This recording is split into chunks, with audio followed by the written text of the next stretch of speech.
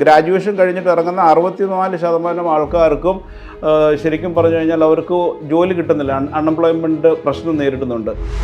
ഇപ്പോൾ നമുക്കിപ്പോൾ ITISും ഡിപ്ലോമക്കാർക്കും ജോലി ഈസിയായിട്ട് കൊടുക്കാൻ പറ്റും, എഞ്ചിനീയേഴ്സിന് ജോലി കൊടുക്കാൻ പറ്റുന്നില്ല. അപ്പോൾ ഏകദേശം 1.5 കോടി ആൾക്കാരാണ് എംപ്ലോയ്മെൻറ്റ് മാർക്കറ്റിലേക്ക് എല്ലാ വർഷവും ഇറങ്ങുന്നത്.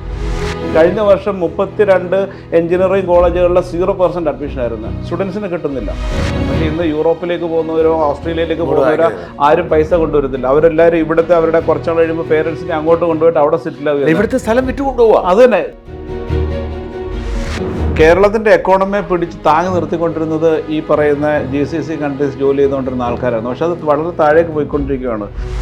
അതുകൊണ്ട് സൗദി അറേബ്യയിലേക്കുള്ള റിക്രൂട്ട്മെൻറ്റ് കുറവായിരുന്നു. പക്ഷേ ഇപ്പോൾ സൗദി അറേബ്യയാണ് the biggest market for employment.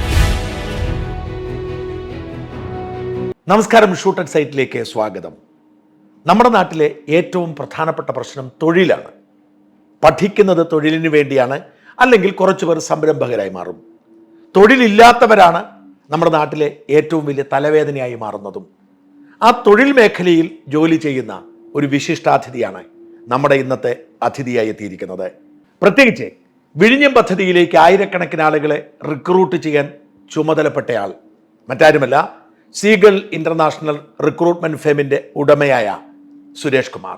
നമസ്കാരം. നമസ്കാരം. നമ്മൾ ഒരിക്കൽ സംസാരിച്ചിട്ടുണ്ട് ഈ സ്റ്റുഡിയോയിൽ തന്നെ ഇരുന്നുണ്ട്. ഇപ്പോൾ വീണ്ടും ഒരിക്കൽ കൂടി സംസാരിക്കാനായിട്ട് പ്രധാനപ്പെട്ട കാരണം വിഴിഞ്ഞം പോർട്ടിൻ്റെ റിക്രൂട്ട്മെൻറ്റ് അങ്ങയുടെ സ്ഥാപനം നടത്തുന്നു എന്നതുകൊണ്ട് തന്നെയാണ്. അതിന് മുന്നടിയായിട്ട് ഇന്ന് നമ്മുടെ മുമ്പത്തെ അഭിമുഖം കണ്ടിട്ടില്ലാത്തവർ മനസ്സിലാക്കുന്നതിന് വേണ്ടി അങ്ങയുടെ സ്ഥാപനത്തെക്കുറിച്ച്, റിക്രൂട്ട്മെൻറ്റ് ഇൻഡസ്ട്രിയിൽ അങ്ങ് എത്ര വലിയ സ്ഥാപനമാണ് അങ്ങയുടേത്, എന്ത് തരം റിക്രൂട്ട്മെൻറ്റാണ് നടത്തുന്നത്, പണം വാങ്ങിയാണോ റിക്രൂട്ട്, ഈ കാര്യങ്ങൾ അറിയാൻ ജനങ്ങൾക്ക് താല്പര്യം ഉണ്ടാവും. അത് പറയൂ. എല്ലാവർക്കും നമസ്കാരം. ഞാൻ ആ സീഗൾ ഗ്രൂപ്പിൻ്റെ ചെയർമാൻ ആൻഡ് മാനേജിംഗ് ഡയറക്ടറാണ്. 39 വർഷമായിട്ട് റിക്രൂട്ട്മെൻറ്റ് രംഗത്ത് പ്രവർത്തിക്കുന്ന ഒരു സ്ഥാപനമാണ് സീഗൾ ഗ്രൂപ്പ്. സീഗൾ ഗ്രൂപ്പിൻ്റെ അണ്ടറിലെ സീഗൾ ഇൻ്റർനാഷണൽ, അത് നമ്മുടെ ഓവർസീസ് റിക്രൂട്ട്മെൻറ്റാണ് ഹാൻഡിൽ ചെയ്യുന്നത്. Seagull staffing solution private limited, അത് ഞങ്ങൾ ഡൊമസ്റ്റിക് റിക്രൂട്ട്മെൻറ്റ്, ഇന്ത്യയിലെ റിക്രൂട്ട്മെൻറ്റ് സാധ്യതകളും ഇന്ത്യയിലുള്ള ക്ലയൻസുമായിട്ട് ചേർന്നിട്ട് ചെയ്യുന്നതാണ്. പിന്നെ Seagull institute of technical training, അത് ശരിക്കും ഗവൺമെൻറ് ഓഫ് ഇന്ത്യയായിട്ടുള്ള അസോസിയേറ്റ് ചെയ്തിട്ടുള്ള സ്കിൽ ഡെവലപ്മെൻറ്റ് പ്രോഗ്രാംസാണ് നമ്മൾ ചെയ്യുന്നത്. അപ്പോൾ ശരിക്കും സീഗൾ ഇൻ്റർനാഷണൽ 39 ഇയേഴ്സായി. സീഗൾ സ്റ്റാഫിംഗ് സൊല്യൂഷൻ കേവലം 5 വർഷമായിട്ടുള്ള ഒരു ഓർഗനൈസേഷനാണ്. കോവിഡിന് ജസ്റ്റ് മുമ്പായിട്ടാണ് ഞാനിത് സ്റ്റാർട്ട് ചെയ്തത്. Seagull staffing solution domestic recruitment. നേരത്തെ ഇന്റർനാഷണൽ മാത്രം ഉണ്ടായിരുന്നു. അത് ഇന്റർനാഷണൽ മാത്രമേ ഉണ്ടായിരുന്നുള്ളൂ. എത്ര പേരെ വിദേശത്തേക്ക് വിട്ടിട്ടുണ്ടായിരിക്കും? ഏകദേശം ഞങ്ങളൊരു 3 ലക്ഷത്തിൽ പേരെ ആൾക്കാർ ഇത്രയും നാളുകൊണ്ട് നമ്മൾ വിദേശത്തേക്ക് അയച്ചിട്ടുണ്ട്. ഏത് രാജ്യങ്ങളിലേക്കാണ് കൂടുതലും വിടുന്നത്? കൂടുതലായിട്ട് നമ്മൾ GCC കൺട്രീസിലേക്കാണ്. അതിൽ തന്നെ ഏറ്റവും കൂടുതൽ എവിടെയാണ്? Depend upon. കാര്യം ഈ UAE-യിലേക്കുണ്ട്, സൗദി അറേബ്യയിലേക്കുണ്ട്. അത് ഓരോ സീസൺ അനുസരിച്ചാണ്. ഇപ്പോൾ ഏറ്റവും കൂടുതൽ ആൾക്കാരെ നമ്മൾ റിക്രൂട്ട് ചെയ്യുന്നത് സൗദി അറേബ്യയിലേക്കും ഖത്തറിലേക്കുമാണ്. കാരണം സൗദി അറേബ്യ കഴിഞ്ഞ ഒരു 7-8 വർഷമായിട്ട് അധികം റിക്രൂട്ട്മെൻറ്റുകളൊന്നും ചെയ്യുന്നില്ല. അത് പ്രൊജക്റ്റുകളൊക്കെ ഹോൾഡൊക്കെ ആയിരുന്നു. അതുകൊണ്ട് സൗദി അറേബ്യയിലേക്കുള്ള റിക്രൂട്ട്മെൻറ്റ് കുറവായിരുന്നു. പക്ഷേ ഇപ്പോൾ സൗദി അറേബ്യയാണ് the biggest market for employment. അപ്പോൾ അതുകൊണ്ട് അവിടത്തേക്കാണ്. അപ്പം ഇത് ഏത് തരം സ്കിൽഡ് ലേബർ ആണോ അല്ലാത്തതുണ്ടോ? നമ്മൾ 2 സ്കിൽഡ് ലേബേഴ്സിനും വർക്ക് ചെയ്യുന്നുണ്ട്. വൈറ്റ് കോളർ, ഇപ്പോൾ blue collar, grey collar, white collar, ഈ 3 കാറ്റഗറീസിലുള്ള നമ്മൾ ചെയ്യുന്നുണ്ട്. അപ്പോൾ ഈ ശരിക്കും സീഗളിനെ സംബന്ധിച്ചിടത്തോളം സീഗളിൻ്റെ ഹെഡ് ഓഫീസ് ബോംബെയിലാണ്. സീഗൾ ഇപ്പം ഇന്ന് എനിക്ക് പ്രൗഡ്ലി പറയാൻ പറ്റും ഇന്ത്യയിൽ തന്നെ ഏറ്റവും ലാർജസ്റ്റ് ആയിട്ടുള്ള റിക്രൂട്ട്മെൻറ്റ് ഫേമാണ്. ഓവർസീസ് റിക്രൂട്ട്മെൻറ്റ് സംബന്ധിച്ചിടത്തോളം നമുക്ക് 15 ബ്രാഞ്ചസ് അക്രോസ് 10 കൺട്രീസിലുണ്ട്. ഇന്ത്യയിൽ മാത്രമായിട്ട് നമുക്ക് 7 ബ്രാഞ്ചസ് ഉണ്ട്. എല്ലാ മെട്രോ സിറ്റീസിലുണ്ട്.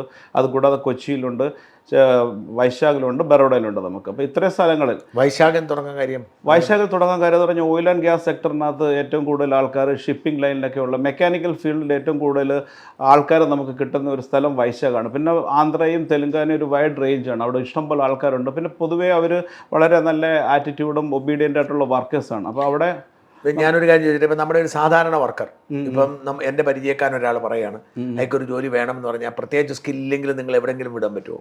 ഇപ്പം അതൊരു വലിയ ചലഞ്ചിങ് ആണ്. ഇപ്പോഴത്തെ ഏറ്റവും വലിയ പ്രശ്നം എന്ന് പറഞ്ഞു കഴിഞ്ഞാൽ ഈ നമ്മൾ നോക്കിക്കഴിഞ്ഞാൽ ഏകദേശം ഇന്ത്യയിൽ 1200ഓളം യൂണിവേഴ്സിറ്റികളും 56,000 കോളേജുകളും ഉണ്ട്. ഏകദേശം 7 കോടി സ്റ്റുഡൻസുകളാണ് നമ്മുടെ സ്കൂളിലും കോളേജുകളുമായിട്ട് പഠിക്കുന്നത്. ഓരോ വർഷവും എത്ര പേര് കയറി? 2 കോടിയോളം. ഓരോ വർഷം ഏകദേശം 2.5 കോടി, ഒരു വർഷം 2.5 കോടി കുട്ടികളാണ് ഇന്ത്യയിൽ ജനിക്കുന്നത്. അപ്പോൾ അത്രയും തന്നെ 2.5 കോടി കുട്ടികൾ സ്കൂളിൽ അഡ്മിഷൻ എടുക്കുന്നുണ്ട്. പക്ഷേ ഈ 4.6 ക്രോസ് ആൾക്കാർ ഹയർ എഡ്യൂക്കേഷൻ സിസ്റ്റത്തിൽ നമ്മുടെ ഇന്ന് പഠിക്കുന്നുണ്ട് ഇന്ത്യയിൽ. കോളേജുകളിലൊക്കെ ആയിട്ട് ഈ പറയുന്ന 56,000 കോളേജ്, അതേമാതിരി തന്നെ ഏകദേശം 15,000 എഞ്ചിനീയറിംഗ് കോളേജുകളുണ്ട്. 15,000 എഞ്ചിനീയറിംഗ് കോളേജിലായിട്ട് 30 ലക്ഷത്തോളം എഞ്ചിനീയേഴ്സ് പഠിക്കുന്നുണ്ട്. 15 ലക്ഷത്തോളം എഞ്ചിനീയേഴ്സ് എല്ലാ വർഷവും പാസ്സായിട്ട് വരുന്നുണ്ട്. ഏറ്റവും വലിയ പ്രശ്നം നമ്മൾ ഫേസ് ചെയ്തെന്ന് പറഞ്ഞു കഴിഞ്ഞാൽ ഈ പറയുന്ന ആൾക്കാർ ഒരു സ്റ്റുഡൻറ്റ് അവൻ്റെ LKG തൊട്ട് പോസ്റ്റ് ഗ്രാജുവേഷൻ വരെ ഏകദേശം 40,000 തൊട്ട് 50,000 മണിക്കൂറാണ് നമ്മൾ സ്പെൻഡ് ചെയ്യുന്നത് പഠിത്തത്തിന് വേണ്ടി മാത്രമായിട്ട്. പക്ഷേ അൺഫോർച്ചുനേറ്റ്ലി ഇവർ ഈ പഠിത്തം കഴിഞ്ഞിട്ട് വെളിയിലേക്ക് വന്നു കഴിഞ്ഞാൽ അവരെ ആരും നമുക്ക് എംപ്ലോയബിൾ ആക്കുന്ന ആൾക്കാർ 20% മാത്രമേ ഉള്ളൂ. ഇപ്പോഴത്തെ സർവേ അനുസരിച്ച് ഇന്ത്യയിൽ 20% മാത്രം ആൾക്കാർക്ക് മാത്രമേ എംപ്ലോയബിൾ ആയിട്ടുള്ള സ്കിൽസ് ഉള്ളൂ. പക്ഷേ ശരിക്കും ഇന്ത്യയുടെ സ്കില്ലിനെ കുറിച്ച് നമ്മൾ സംസാരിക്കുകയാണെങ്കിൽ ഇന്ത്യയിൽ 5%-ൽ താഴെ ആൾക്കാർക്ക് മാത്രമേ സ്കിൽ ട്രെയിനിങ് കിട്ടിയിട്ടുള്ളൂ. ഇന്ത്യയിലെ മൊത്തം ജനസംഖ്യയിൽ 5% മാത്രമേ ഉള്ള സ്കിൽ പണിയെടുക്കാൻ പറ്റത്തില്ല. അതാണ് ഇവിടുത്തെ ഏറ്റവും വലിയ പ്രശ്നം. നമ്മളിപ്പോൾ സൗത്ത് കൊറിയയാണ് ഏറ്റവും ഹൈലി സ്കിൽഡ് ആയിട്ടുള്ള ഒരു കൺട്രി.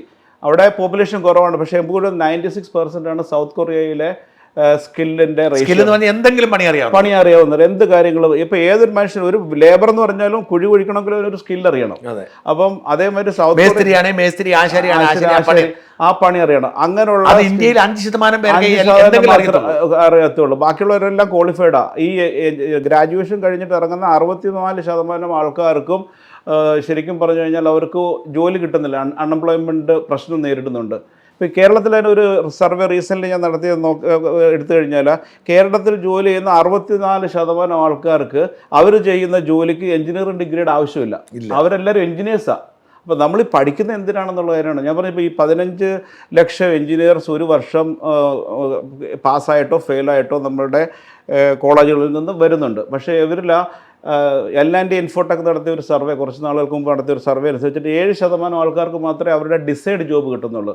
13% ആൾക്കാർക്ക് ഇപ്പോൾ IT-യിലേക്കൊക്കെ നമ്മുടെ ഇലക്ട്രിക്കൽ എഞ്ചിനീയറിംഗ് കഴിഞ്ഞവൻ IT-യിലേക്ക് മാറുന്നു. അതേമാതിരി 13% ആൾക്കാർക്ക് കിട്ടുന്നുണ്ട്. ബാക്കി 80% ആൾക്കാർക്ക് ജോലി കിട്ടാൻ ഭയങ്കര പാടായിരിക്കുക. പ്രധാന കാരണം എന്ന് പറഞ്ഞാൽ നമ്മുടെ ഔട്ട്ഡേറ്റഡ് കരിക്കുലം, പിന്നെ സോഫ്റ്റ് സ്കില്ലിൻ്റെ ട്രെയിനിങ് ഇല്ല.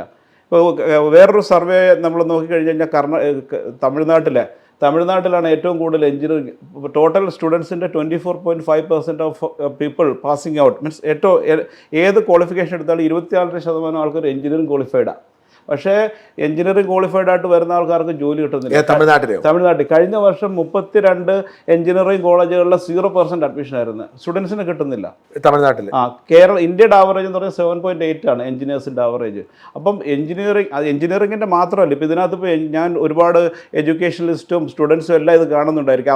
ആരുടെയും കുഴപ്പമില്ല. ഇത് നമ്മുടെ സിസ്റ്റത്തിൻ്റെ പ്രശ്നമാണ്. നമ്മുടെ ഔട്ട്ഡേറ്റഡ് ആയിട്ടൊക്കെയുള്ള കരിക്കുലം, അതേമാതിരി അവർക്ക് എന്താണ് പഠിപ്പിക്കേണ്ടതിനെ കുറിച്ചിട്ടുള്ള ഒരു അതാണ് ധാരണയില്ലാതെ പോകുന്നതുകൊണ്ടാണ്. നമ്മളിപ്പോൾ ഇൻ്റർനാഷണൽ യൂണിവേഴ്സിറ്റികളിലേക്കും ഒക്കെയുള്ള മൈഗ്രേഷൻ എന്തുകൊണ്ടാണ് കൂടുതൽ നോക്കിക്കഴിഞ്ഞ് കഴിഞ്ഞാൽ 32% of the people is saying that actually because of unemployment. ഇവിടെ ജോലി കിട്ടാൻ സാധ്യത കുറവായതുകൊണ്ടാണ് അവർ 32% ആൾക്കാരും വിദേശത്തേക്ക് പഠിക്കാൻ പോകുന്നത്. 26.5% പറയുന്നത് ഞങ്ങൾക്ക് ബെറ്റർ എഡ്യൂക്കേഷൻ, ക്വാളിറ്റി ഓഫ് എഡ്യൂക്കേഷന് വേണ്ടിയിട്ടാണ് ആൾക്കാർ പോകുന്നത്. ഈ പ്രശ്നത്തിന് എന്താണ് പരിഹാരം?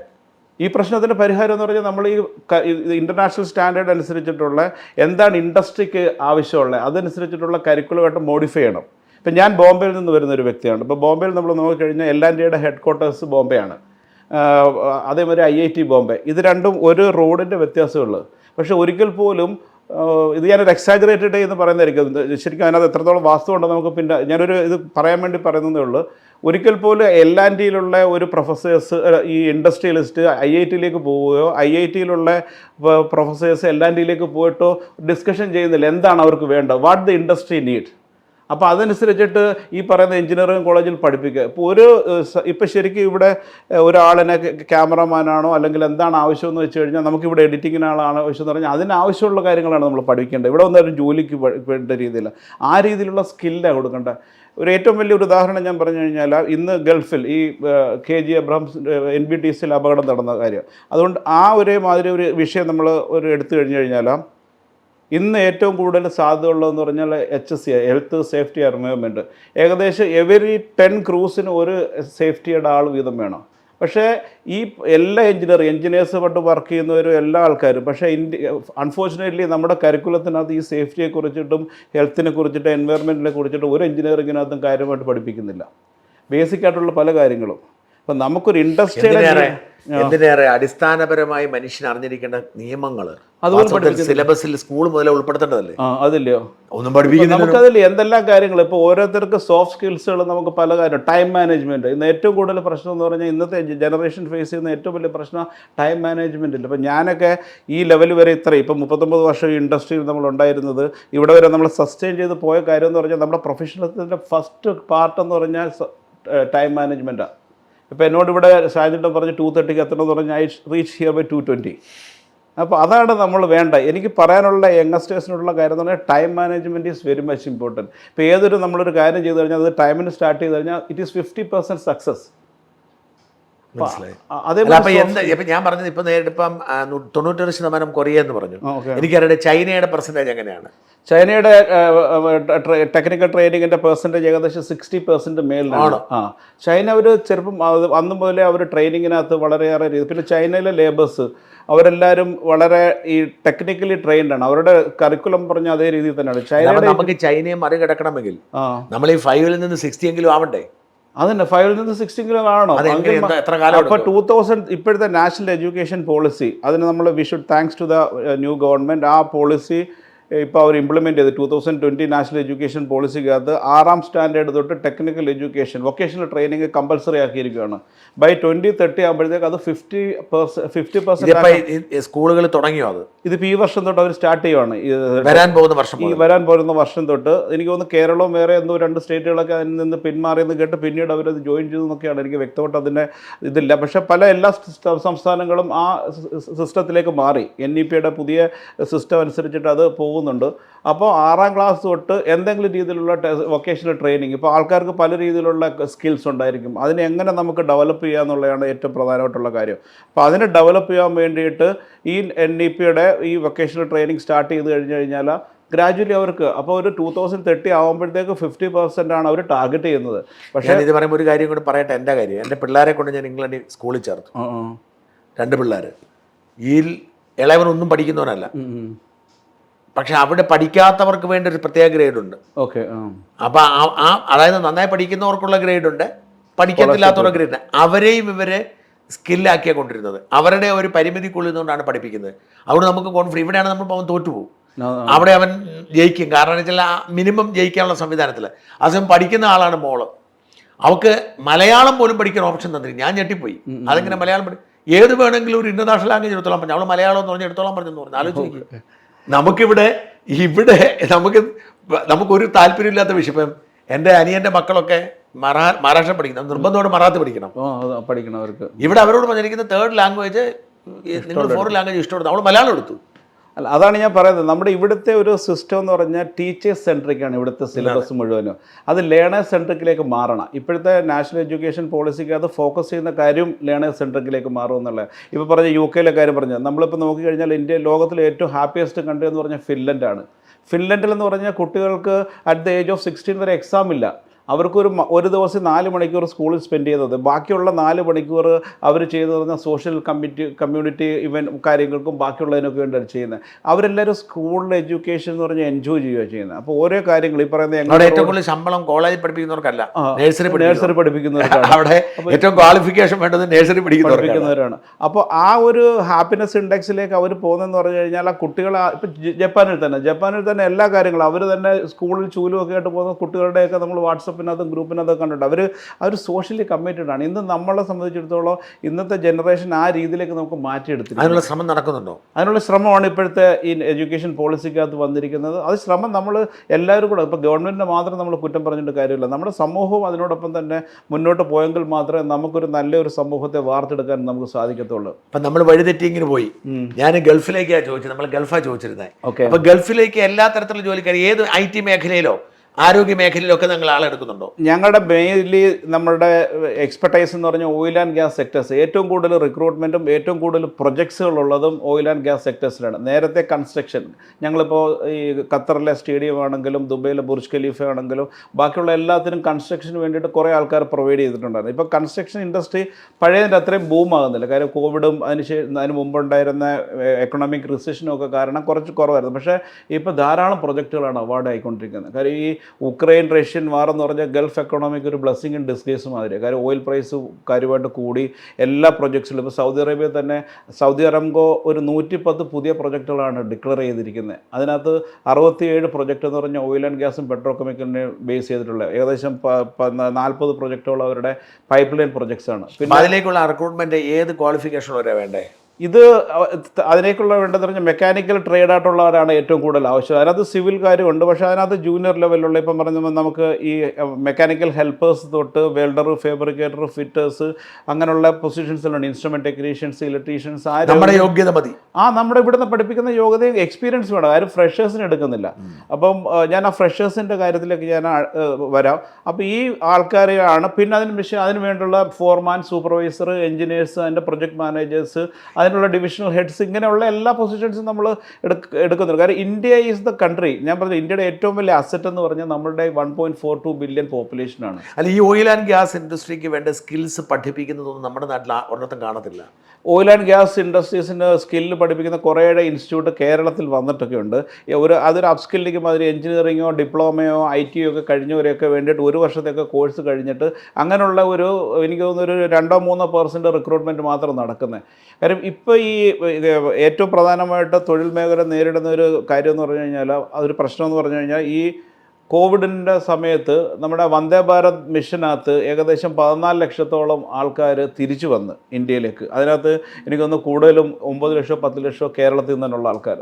ഇപ്പോൾ ഒരു റിക്വയർമെൻറ്റ് വന്നു കഴിഞ്ഞാൽ ഈ ആൾക്കാർ തന്നെ കുറഞ്ഞ സാലറിക്ക് വീണ്ടും പോകാൻ വേണ്ടിയിട്ട് തയ്യാറാണ്. അപ്പോൾ എക്സ്പീരിയൻസ്ഡ് ആയിട്ടുള്ള ആൾക്കാർ ധാരാളം ഇന്ന് വരുന്നതുകൊണ്ട് ഫ്രഷേഴ്സിനെ അവർ അധികം ചാൻസസ് ഇല്ല. പക്ഷേ ഞങ്ങൾ കുറേ കമ്പനികളോട്ട് ടൈപ്പ് ചെയ്തിട്ട് ഒരു കമ്പനിക്ക് എന്താണ് ആവശ്യമെന്ന് വെച്ച് കഴിഞ്ഞാൽ അങ്ങനെയുള്ള ആൾക്കാരെയൊക്കെ ഞങ്ങൾ ട്രെയിൻ ചെയ്യുന്നുണ്ട്. ഇപ്പോൾ ഞങ്ങൾക്ക് ഇന്ത്യയിലെ 4 സ്ഥലത്തായിട്ട് സ്കിൽ ഡെവലപ്മെൻറ്റ് ട്രെയിനിങ് സെൻറ്റേഴ്സ് ഉണ്ട്. അതിനകത്ത് ഇപ്പോൾ ഒരു ഓയിൽ ആൻഡ് ഗ്യാസ് സെക്ടറിനകത്ത് ആവശ്യമുള്ള കിട്ടാൻ ബുദ്ധിമുട്ടുള്ള കുറേ നിങ്ങൾക്കുണ്ട് സ്വന്തമായിട്ടുണ്ട്. ഇൻസ്റ്റിറ്റ്യൂട്ട് ഓഫ് ടെക്നിക്കൽ ട്രെയിനിങ് എന്നാണ് നമ്മൾ. അത് അത് നാഷണൽ സ്കിൽ ഡെവലപ്മെൻറ്റ് കോർപ്പറേഷനുമായിട്ട് നമ്മൾ ജോയിൻറ്റ് വെഞ്ചറാണ്. അത് സർട്ടിഫിക്കറ്റ് ആര് കൊടുക്കും? സർട്ടിഫിക്കേഷൻ സീഗിൾഡിൻ്റെ ഇൻസ്റ്റിറ്റ്യൂട്ടിൻ്റെ അത് തന്നെ മതിയോ? അല്ല, അത് ഞങ്ങൾ ശരിക്കും പറഞ്ഞാൽ ഞങ്ങളുടെ സർട്ടിഫിക്കേഷനകത്തല്ല ഈ കാൻഡിഡേറ്റിനെ സെലക്ട് ചെയ്യുന്നത്. ഇപ്പം ഞങ്ങൾക്ക് ആവശ്യമുള്ള, ഇപ്പം ഞാൻ example sand blasters, spray painters, insulators, sheet metal fabricators, ഇങ്ങനെയുള്ള പൊസിഷൻസൊക്കെ എന്ന് പറഞ്ഞാൽ വളരെ ഡിമാൻഡിങ് പൊസിഷനാണ് ആൻഡ് വെരി റെയർലി അവൈലബിൾ പൊസിഷൻസാണ്. അപ്പോൾ ഇതിനെ ഞങ്ങൾ 45 ഡേയ്സ് ടു അല്ലെങ്കിൽ 60 ഡേയ്സ് ട്രെയിനിങ് കൊടുക്കും. ട്രെയിനിങ് കഴിയുന്ന സമയത്ത് ക്ലയൻറ്റിൻ്റെ ഡെലിഗേറ്റ് വന്നിട്ട് ഇവിടെ ഫിസിക്കലി അവരെ ടെസ്റ്റ് ചെയ്യും whether they are capable of handling the job. അപ്പോൾ അങ്ങനെയുള്ളവർ മാത്രമേ ഇടും. അപ്പോൾ ഞങ്ങളുടെ സർട്ടിഫിക്കേഷൻ ഒന്നും അവിടെ ഒരു വാലിഡിറ്റി ഇല്ല. ഈ വരുന്ന ഡെലിഗേറ്റ്സിൻ്റെ മുമ്പിൽ അവർ പെർഫോം ചെയ്യണം. അത് ടെക്നിക്കലി പെർഫോമൻസ് മാത്രമല്ല, ഒറിജിനൽ സർട്ടിഫിക്കറ്റ്, ഒരു വാലിഡിറ്റി സർട്ടിഫിക്കറ്റ്. ഇനിയിപ്പോൾ നമ്മളത് തുടനെ നമ്മൾ ഈ NSDC ആയിട്ട് ഞങ്ങളിപ്പോൾ റീസെൻ്റ്ലിയാണ് സൈൻ ചെയ്തത് MOU. അപ്പോൾ അത് കഴിഞ്ഞതിന് ശേഷം നമുക്കത് സർട്ടിഫിക്കറ്റ് അവരുമായിട്ട് നമുക്ക് ഇഷ്യൂ ചെയ്യാൻ വേണ്ടി. ഇവർക്കൊക്കെ ഒരുവിധം നല്ല ശമ്പളമുണ്ട്. ഒരു സാലറി ഉണ്ട്, 20-25,000 ആവറേജ് സാലറി, ബേസിക് സാലറി കിട്ടും. നമ്മുടെ ഇന്ത്യൻ രൂപ 25 രൂപയാണ് അവിടുത്തെ ആവറേജ് സാലറി. സാധാരണ സാലറി ഇപ്പോൾ അതാണ്. അവരുടെ ഫുഡ് അക്കോമഡേഷൻ, പിന്നെ ഓവർ ടൈം, ബാക്കിയുള്ള എല്ലാ കാര്യങ്ങളും, ഇൻഷുറൻസ്, ബാക്കിയുള്ള എല്ലാ കാര്യങ്ങളും ഉണ്ട്. ഓവർ ടൈം വേറെ അഡീഷണൽ പൈസ കിട്ടും. അപ്പോൾ എങ്ങനെയായാലും ഒരു 30,000 ഒരു ബിഗിനറിനെ സംബന്ധിച്ചോളം 30,000 റുപ്പീസും. പിന്നെ ഏറ്റവും വലിയ ഗുണം എന്ന് പറഞ്ഞാൽ ഇൻ്റർനാഷണൽ എക്സ്പോഷറാണ് കിട്ടുന്നത്. കാര്യം ഇവിടെ നമ്മൾ എത്ര നാളൊരു വർക്കർ ഇവിടെ വർക്ക് ചെയ്ത് കഴിഞ്ഞാലും ആ ഒരു ഇൻ്റർനാഷണൽ സ്റ്റാൻഡേർഡിലേക്ക് അവർ എത്താൻ ഭയങ്കര പാടാണ്. ആ പ്രൊഫഷണലിസവും ബാക്കിയുള്ള കാര്യങ്ങൾ ഇതെന്ന് പറഞ്ഞാൽ ഭയങ്കര ഡിസിപ്ലിനാണ്. ഡ്യൂട്ടി സ്റ്റാർട്ട് ചെയ്യുന്ന രാവിലെ 6 മണിക്ക് എന്ന് പറഞ്ഞാൽ എക്സാക്ട്ലി 6 മണിക്ക് അവർക്ക് സ്റ്റാർട്ട് ചെയ്യണം. 4 മണിക്ക് ഫിനിഷ് ആണെങ്കിൽ 4 മണിക്ക്. ബാക്കിയുള്ള എല്ലാ കാര്യങ്ങൾക്കകത്തും അവർ ഡിസിപ്ലിനാണ്. ഈ പറയുന്ന ഹെൽത്ത്, സേഫ്റ്റി, എൻവയോൺമെൻറ്റ്, ഈ കാര്യങ്ങളെല്ലാം. പിന്നെ അവരുടെ യൂസ് ചെയ്യുന്ന സേഫ്റ്റി മെറ്റീരിയൽസൊക്കെ, കവറാൾ, ഷൂസ്, ഹെൽമെറ്റ്, ഇതെല്ലാം വെച്ചിട്ട് അവർ വർക്ക് ചെയ്യുന്നത്. ഇവിടെ നമ്മൾ നോക്കിക്കഴിഞ്ഞ് കഴിഞ്ഞാൽ നമ്മൾ ഒരാൾ പോലും സേഫ്റ്റിയെ കുറിച്ചിട്ട് ഇപ്പോൾ 5 നില ബിൽഡിങ്ങിൻ്റെ മേളിലുള്ള ഒരു മേസനോ കാർപ്പൻറ്ററോ വർക്ക് ചെയ്യുകയാണെങ്കിൽ ഒരു സേഫ്റ്റി പ്രിക്കോഷൻ എടുക്കാനുള്ളതാണ് ആൾക്കാർ. ഇത് പക്ഷേ അന്ന് നേരെ മറിച്ച് ഗൾഫിലോ അല്ലെങ്കിൽ ഏതെങ്കിലും ഒരു വിദേശ രാജ്യത്തോ അങ്ങനെ ചെയ്തു കഴിഞ്ഞാൽ അന്ന് ആ കമ്പനി ബ്ലാക്ക് ലിസ്റ്റ് ചെയ്യുകയാണ് ചെയ്യുന്നത്. ഈ മേഖലയിൽ അത് 25,000-30,000 ശമ്പളം കിട്ടുന്ന ഈ തൊഴിലിലേക്ക് നിങ്ങളൊരാളെ റിക്രൂട്ട് ചെയ്യുന്ന ഫീസ് ഈടാക്കുന്നുണ്ടോ നിങ്ങൾ? ഞങ്ങൾ ചെയ്യുന്നതെന്ന് പറഞ്ഞൊരു 95% ഞങ്ങളുടെ റിക്രൂട്ട്മെൻറ്റ് ഞങ്ങൾ ഫീസ് വാങ്ങിക്കാറ്. പ്രത്യേകിച്ച് ഈ ഓയിൽ ആൻഡ് ഗ്യാസ് കമ്പനീസുമായിട്ട് ഞങ്ങൾ ഡീൽ ചെയ്യുന്നുണ്ട്. അവർ എല്ലാ എത്തിക്കൽ സ്റ്റാൻഡേർഡ്സും ഫോളോ ചെയ്തിട്ടാണ് റിക്രൂട്ട് ചെയ്യേണ്ടത്. ഇപ്പം ഞങ്ങളുടെ എല്ലാ ഓഫീസിനകത്തും ഞങ്ങളുടെ എത്തിക്കൽ പോളിസീസും ഹ്യൂമൻ റൈറ്റ്സ് പോളിസീസ് എല്ലാം ഞങ്ങൾ ഡിസ്പ്ലേ ചെയ്തിട്ടുണ്ട്. ഞങ്ങളുടെ വെബ്സൈറ്റിലും ബാക്കിയുള്ള എല്ലാ കാര്യങ്ങളും ഉണ്ട്. നമ്മളിതെല്ലാം വളരെ കാര്യമായിട്ടാണ് നമ്മൾ നോക്കുന്നത്. നോക്കുന്നത്. കാര്യം ആരുടെയും കയ്യിൽ നമ്മൾ പൈസ വാങ്ങില്ല. കമ്പനി നമുക്ക് അവരുടെ സർവീസ് ചാർജസ് നമുക്ക് തരും. ഫീസ് ഈടാക്കുന്ന ഫീസ് ഈടാക്കുന്നത് ഞങ്ങൾ നോർമലി ഈ കൺസ്ട്രക്ഷൻ വർക്കേഴ്സിൻ്റെ ഒക്കെ വരും. അത് അങ്ങനെയുള്ള കമ്പനികൾ മാത്രമേ ഉള്ളൂ നമുക്ക് പേയ്മെൻ്റ് ഒന്നും തരുന്നത്. അപ്പം നമ്മൾ ഗവൺമെൻറ് ഓഫ് ഇന്ത്യ അംഗീകരിച്ചിട്ടുള്ള 30,000 രൂപയാണ് ഒരാളുടെ നമുക്ക് വാങ്ങിക്കാൻ പറ്റും. അത് 30,000 GST ചേർത്തിട്ട് ഞങ്ങൾ 35,400 രൂപയാണ് നമ്മൾ. ലക്ഷങ്ങളൊന്നും മേടിക്കത്തില്ല. ലക്ഷങ്ങളൊന്നും വാങ്ങിക്കാൻ പറ്റും. 25 ലക്ഷം രൂപ അത് നേഴ്സസ് റിക്രൂട്ട്മെന്റിന്റെ കാര്യങ്ങളും അതൊക്കെ ആയിരുന്നു. പക്ഷെ അത് ഞങ്ങൾ നേഴ്സസ് റിക്രൂട്ട്മെന്റ് ചെയ്യാത്ത കാര്യം അതന്നെ. അതിനകത്ത് ഒരുപാട് കിക്ക് ബാക്സ് ഇൻവോൾവ്. പലരും നമ്മൾ അപ്രോച്ച് ചെയ്തിട്ടുണ്ട്. പക്ഷെ നമ്മൾ നേഴ്സസിന്റെ റിക്രൂട്ട്മെന്റ് അതുകൊണ്ട് മാത്രം ചെയ്യാതിരിക്കുക. നിങ്ങൾക്ക് ഇംഗ്ലണ്ടിലേക്കൊക്കെ ചെയ്യാമായിരുന്നു. ഇംഗ്ലണ്ടിൽ നമുക്കുണ്ട്. ഞങ്ങൾ UK ഓഫീസ് സ്റ്റാർട്ട് ചെയ്തിട്ടുണ്ട്. അല്ല, അത് ചെയ്യുന്നുണ്ട് നമ്മൾ UK നമ്മൾ. പക്ഷേ അത് വളരെ കുറച്ച്. ഇപ്പോൾ ഏറ്റവും വലിയ പ്രശ്നം ഇംഗ്ലണ്ട് ഞങ്ങളായാലും UK കഴിഞ്ഞ വർഷം നമ്മൾ ഓഫീസ് സ്റ്റാർട്ട് ചെയ്ത്. പക്ഷേ ഇപ്പം ഈ IELTS-ഉം OET ഒക്കെ കഴിഞ്ഞിട്ടുള്ള ആൾക്കാരെ നമ്മളെപ്പോലുള്ള ഏജൻസികൾക്ക് കിട്ടുന്നില്ല. ഇവിടെയുള്ള ഈ ട്രെയിനിങ് നടത്തുന്ന എല്ലാ ഇൻസ്റ്റിറ്റ്യൂഷൻസും അവർ ഡയറക്റ്റ് അവർക്ക് എനിക്കത് സാധിച്ചിട്ട് നേരത്തെ വീഡിയോ ചെയ്തിട്ടുണ്ട്. അപ്പോൾ ആരുടെ മീഡിയേറ്ററിൻ്റെ ആവശ്യമില്ല. അപ്പം നമ്മൾ അതുകൊണ്ട് കുറച്ചെന്തെങ്കിലും നമ്മൾ വളരെ കുറച്ച് നമ്പേഴ്സ് നേഴ്സസിനെ ഞങ്ങൾ UK ചെയ്യുന്നുണ്ട്. അതേമാതിരി ഇപ്പോൾ US നമ്മൾ കുറച്ച് ഡിസ്കഷൻസ് ഒക്കെ നടന്നുകൊണ്ടിരിക്കുകയാണ്. അപ്പം US നേഴ്സസിൻ്റെ റിക്രൂട്ട്മെൻറ്റ് N+R എന്ന് പറഞ്ഞിട്ട് സർട്ടിഫിക്കേഷൻ വേണം. അത് കഴിഞ്ഞ് കഴിഞ്ഞാൽ അവിടെ കുറേ ഏറെ റിക്വയർമെൻറ്റ്സ് വരും. ഗൾഫിലോ കുവൈറ്റിലേക്കൊക്കെ അതൊക്കെ വലിയ പേയ്മെൻറ്റ് ആവും അല്ലേ? കുവൈറ്റിലൊക്കെ ഭയങ്കര സ്കാമാണ്. പിന്നെ ഇപ്പം അത് ഒഴിവാക്കാൻ വേണ്ടിയിട്ട് കുവൈറ്റ് കോൺസുലേറ്റും കുവൈറ്റ് എംബസിയും ഡയറക്റ്റ് ആണ് ചെയ്യുന്നത്. ഇടയ്ക്ക് വെച്ച് നോർക്ക കുറേ റിക്രൂട്ട്മെന്റ്. അല്ലാതെ അങ്ങനെ ഡയറക്റ്റ് ചെയ്യുന്നത് ഞാൻ ചോദിക്കുന്ന അതാണ്. അങ്ങനെ ഡയറക്റ്റ് ചെയ്യുന്നത് നിങ്ങൾ വഴി ചെയ്യിപ്പിക്കാൻ പറ്റും നിങ്ങൾക്ക് വേണമെങ്കിൽ. അതായത് ഇപ്പൊ സംഭവിച്ചുകൊണ്ടിരിക്കുന്നത് ഈ കുവൈറ്റ് നല്ല ശമ്പളമാണ്. അപ്പം എനിക്ക് നേഴ്സ് മേഖലയെ കുറിച്ച് ഏറ്റവും കൂടുതൽ അറിയാവുന്ന എല്ലാ മേഖലയിലും അവിടെ ഗൾഫ് രാജ്യങ്ങളിലേക്ക് നേഴ്സുമാരെ റിക്രൂട്ട് ചെയ്യുന്നതാണ് ഇപ്പൊ സുതാര്യമല്ലാത്തത്. ഇപ്പൊ യൂറോപ്പിലേക്ക് കാശ് കൊടുക്കണ്ട. കാരണം വെച്ചാൽ നേഴ്സുമാരെ അവിടെ ക്വാളിഫൈഡ് ആണെങ്കിൽ അവർ ജോലി കിട്ടും. ആ ഏജന്റുമാരെ ഈ ഹോസ്പിറ്റലിൽ നിന്ന് കാശ് പഠിക്കും. പക്ഷെ അവിടെ നടക്കുന്ന ചൂഷണം എന്താണെന്ന് വെച്ച് കഴിഞ്ഞാൽ കെയറർമാരെ കൊണ്ടുപോകും. അവരോടാണ് കാശ് പഠിക്കുന്നത്. അത് 15 ലക്ഷം 20 ലക്ഷം രൂപ പഠിക്കും. അത് സഹിക്കാം. ഇപ്പം എനിക്ക് പരിചയമുള്ള കാശ് പഠിച്ചുകൊണ്ട് എൻ്റെ തന്നെ പരിചയക്കാർ പലരും ഞാൻ അവരോട് ചോദിച്ചിട്ടുണ്ട്. അപ്പോൾ അവർ പറഞ്ഞത് ഞങ്ങളത് മേടിക്കും. കാരണം എന്താണെന്ന് വെച്ച് കഴിഞ്ഞാൽ ഇവർക്ക് 1 കൊല്ലം കൊണ്ട് കാശ് കിട്ടും, ഇവർ രക്ഷപ്പെടും. പക്ഷേ ഈ കെയറർ വിസ ആണ് എന്ന വ്യാജേനെ ഈ ഡൊമസ്റ്റിക് കെയറിന്റെ വിസ കൊടുക്കും. ഭയങ്കര ആളുകൾക്ക് അറിയത്തില്ല.